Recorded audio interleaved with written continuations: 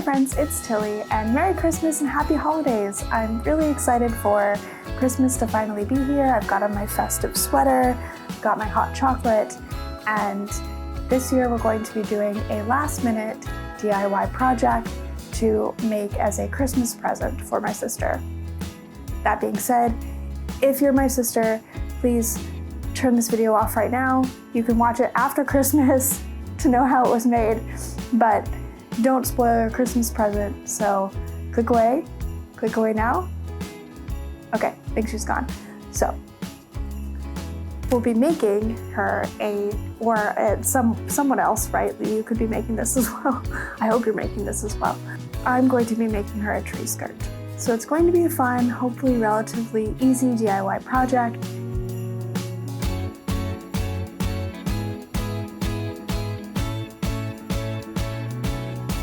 The first side is going to be a more textured white fabric that's going to be all over white, and this is going to give it more of a classy look, a more kind of, if you don't want it to overpower the tree at all or really let the ornament shine, you can do a more just basic look. And that fabric is actually going to be this beautiful white fleece that's got this really great kind of chevron pattern to it.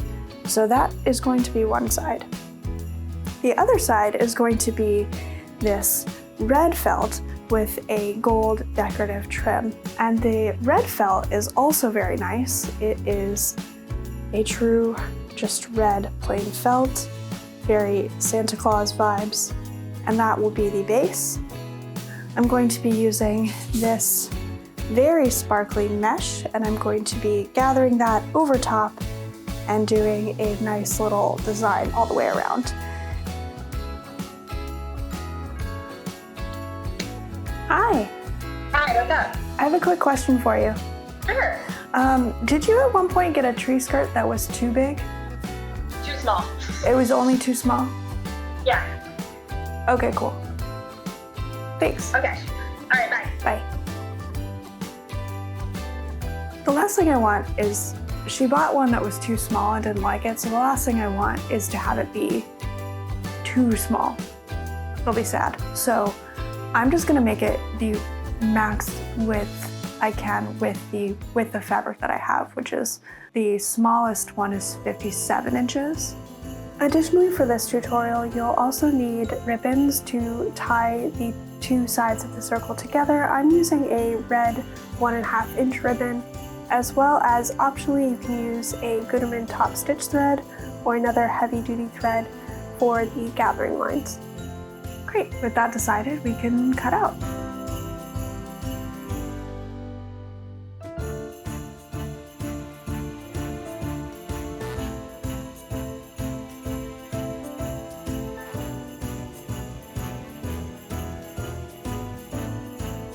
To measure the circle, I first found the center before then measuring at various points around the circle the radius around. From there, I could connect the dots and cut out the fabric.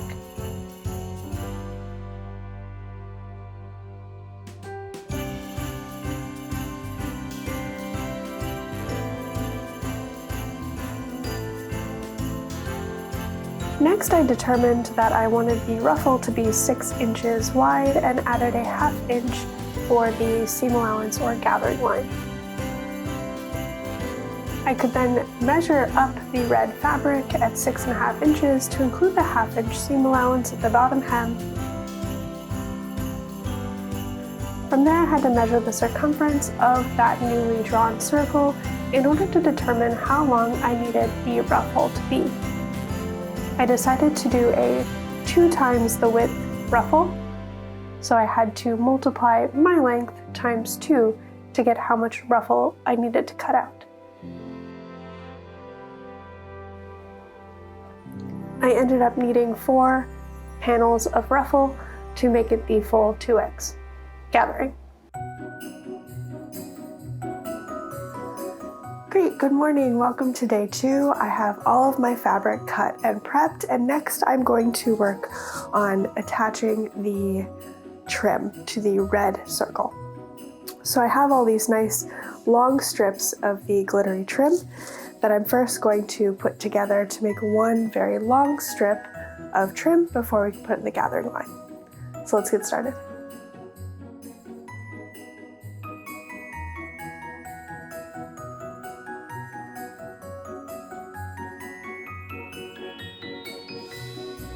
The next step for the ruffle is to iron the seams we just did open, but since this fabric is mostly plastic, I don't want to melt it. So what I'm going to do is iron on the wrong side only, and also use a protective barrier like a muslin in between the fabric and my iron, and then I'm also going to put the iron on a very cool setting to make sure that we're not melting this fabric onto either my ironing table or the iron itself.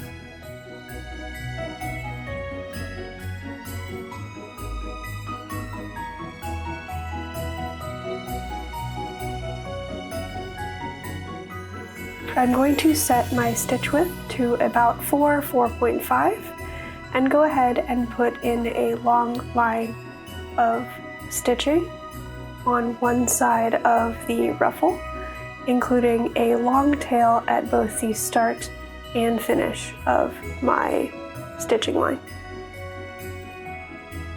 Since it's going to be a decorative kind of top layer, I'm only going to do one gathering line, and usually I'd use a top stitch heavy duty thread in my bobbin, but I unfortunately don't have a matching color for this particular project. So I'm going to be using regular thread in both my top and bottom of my machine.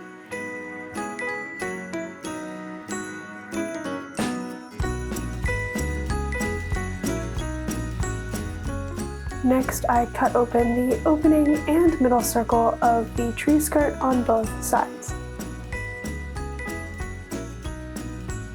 Next, I started to gather the ruffle. Do this very carefully, otherwise you can pull too hard and break your thread and your gathering line, which then you'll have to place it back in, and it's very annoying. But you can start to distribute the gathers all the way down, and I like to anchor my gathering line with a pin just in case you don't pull it out the other side.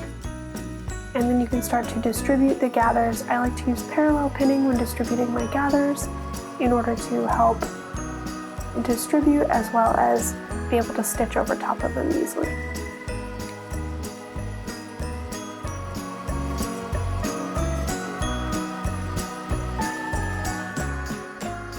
Once the gathers are in place, you can go ahead and top stitch them down onto the right side of the fabric.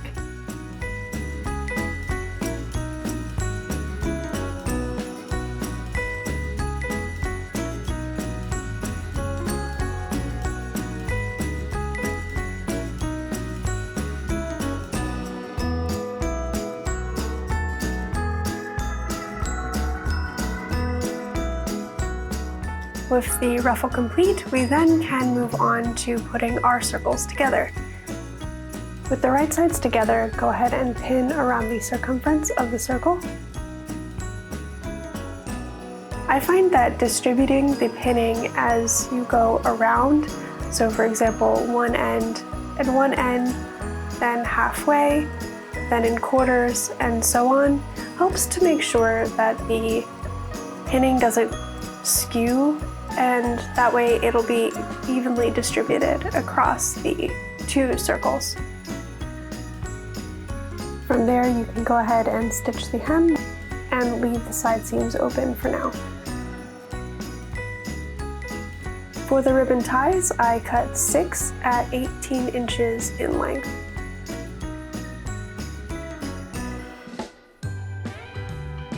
From there, I pinned 3 of the ribbons on each side. One I'd recommend placing at the gathering line or just above.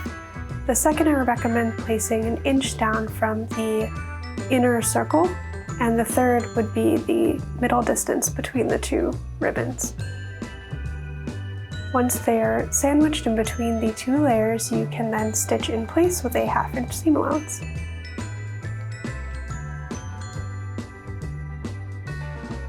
To help the tree skirt lay flat, I recommend cutting into the corner of your point between where your side seam and the hem is, That will make sure that there isn't additional fabric trying to jam itself into that corner, as well as clipping around the circumference of the hem. Just make sure you're careful not to clip into any of your stitching.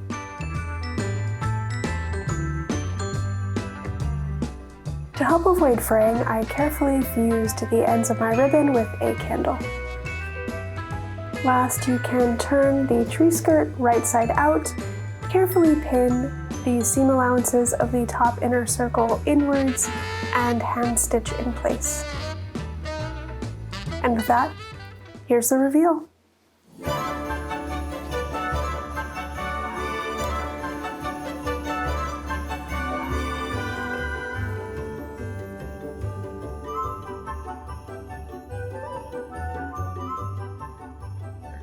Alright, and there we have it. I'm really happy with how it turned out. I think having the really classy side that is more subtle, that would let the presents shine or the tree shine, is really nice. And then the option of having a more festive, fun side is lovely as well. I'm a bit more extra, as you all know, so I really like the fun, festive side.